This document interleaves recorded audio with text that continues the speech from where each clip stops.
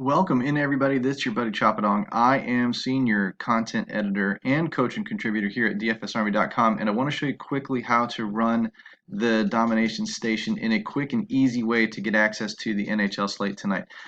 You can put a lot of thought into NHL, but it's a very random sport. The chalk often fails. And on smaller slates like tonight with a 4-game slate, we have the advantage of being able to fade the chalk, hope that something else goes off, gain leverage on the field that way. So let me show you how I'm going to quickly run 20 lineups using the domination station. If you want to use a full 150, go for it. But to be honest with you, 20 lineups gives me a couple of iterations of some key stacks that I think will be off chalk, and then we'll kind of go from there. And it's quicker for the video purposes alone. I like to play on FanDuel, NHL, main slate. You've got the 4 games right here. Looking at the bigger spreads, the point spreads is silly. It's a minus 300 on Toronto. Toronto's the mega chalk tonight. Honestly, that means that we're going to be sitting on fading Toronto's goalie and then running a couple of stacks that might likely do well. Toronto's a bad defensive team. Typically, they play at a fast pace. That gives Ottawa some chances. I don't have a lot of faith in Ottawa, but stranger things have happened in the sport of hockey to where if everybody's running Toronto's goalie, that none of them will have Ottawa. If Ottawa pulls off the upset here, I'm in line to stack that team, double dip against that goalie, as well as gain some of the goal scorers doing the damage. If the game goes 3-2 or 2-1, it's not really an advantage to me, but if the game goes 5-4, it is.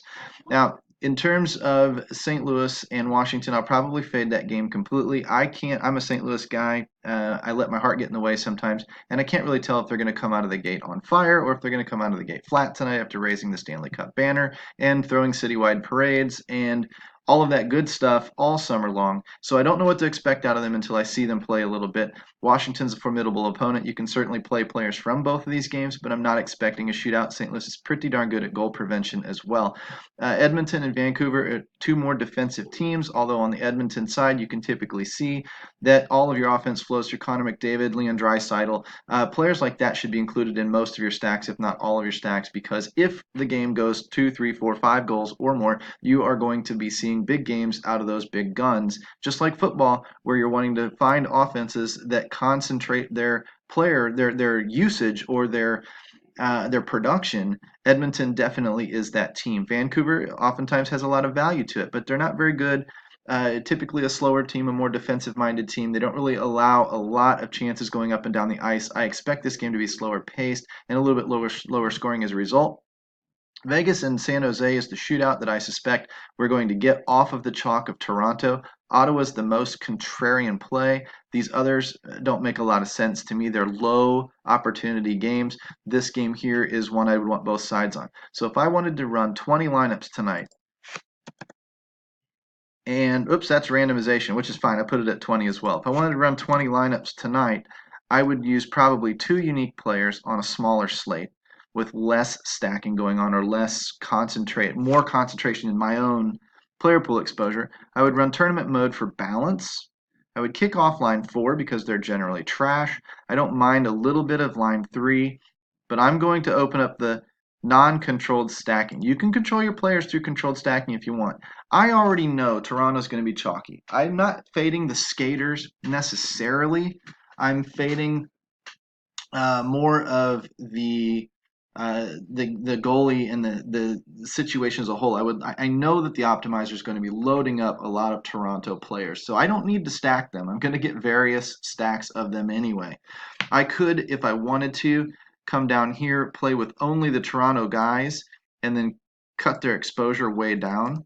As it is, I would set some 25 lineups. I really wouldn't want anybody in about more than 40% of my lineups anyway, because I want to get a good spread among the teams that I'm focusing on, different combinations and whatnot. If you wanted to run it 100%, go for it. Totally up to you.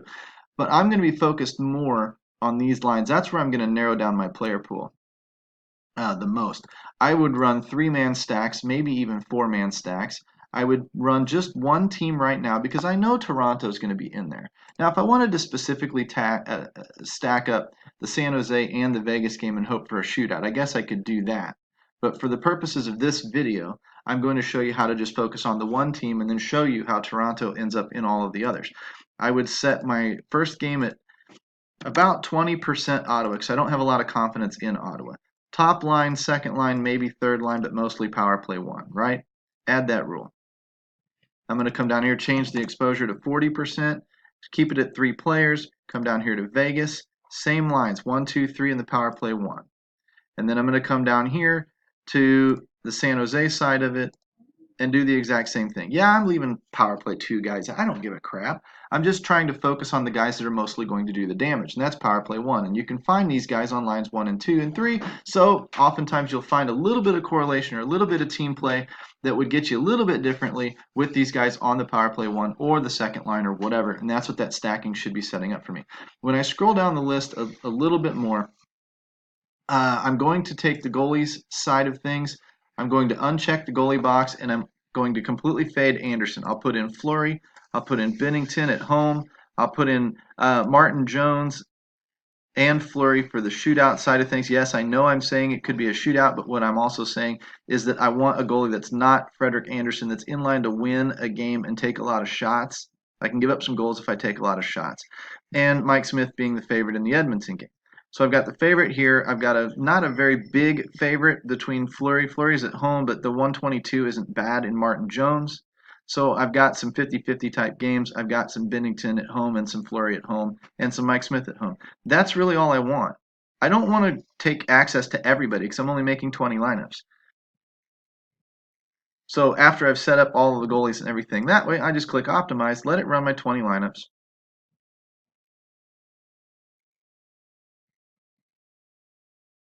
You can see it crunching the numbers. I'll pause the video and I'll come back when it's finished. It's already halfway done. Actually, we'll just let it run. It's crunching pretty fast. Then we're going to quickly review some of these situations. I really hope, I know there's a little guy in there in Cody Glass that I'd like to see in some lineups. I don't know if I'm going to see him based on an earlier error where he was zeroed out and we had to manually include him, and I forgot to tell you to do that. So I won't be having any Cody Glass tonight. Let's see, San Jose, San Jose, San Jose, and there's your Toronto guys with Vegas, Edmonton goalie. Ottawa, Ottawa, Ottawa. Let's see, that's Barry. Let's see, Chabot, Duclair, Colin White. Those are some sub-top liners. That's an interesting pairing. Don't know if I'd keep that. If I had more time, I'd go back through. I'd tweak some things, run the optimizer again, tweak some things, run the optimizer again. Get it kind of on the players that I want to be on and control. Matthews, Connor McDavid, that's a big, big line of double studs. At center with some value in Brady Tkachuk, Duclair, Chabot again. Nurse and Edmonton for a little McDavid mini stack. Vegas, San Jose as one-offs. Let's see, let's make sure with Edmonton as the goalie that we don't see any Vancouver in the lineup. We don't. I mean, Toronto, Toronto, Toronto with Ottawa again. Toronto, Toronto, Toronto, this time with San Jose.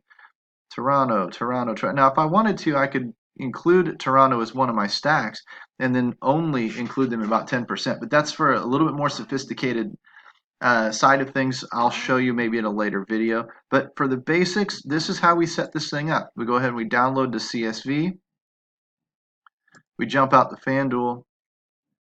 We jump into their quarter contest.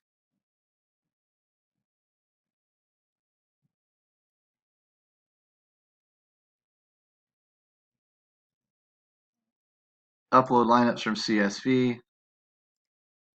No file chosen, of course, but I can go to my downloads folder here. I can take the lineups from this number right here, upload them in, enter 20 lineups, and bang, we're set. Now, with that focus, what I'm hoping to see tonight, now granted, I didn't spend a lot of time running through strategy, tweaking projections, gaining exposure, setting some stacks, controlling stacks a little bit further by getting some of the Toronto out of the game, etc., etc., etc.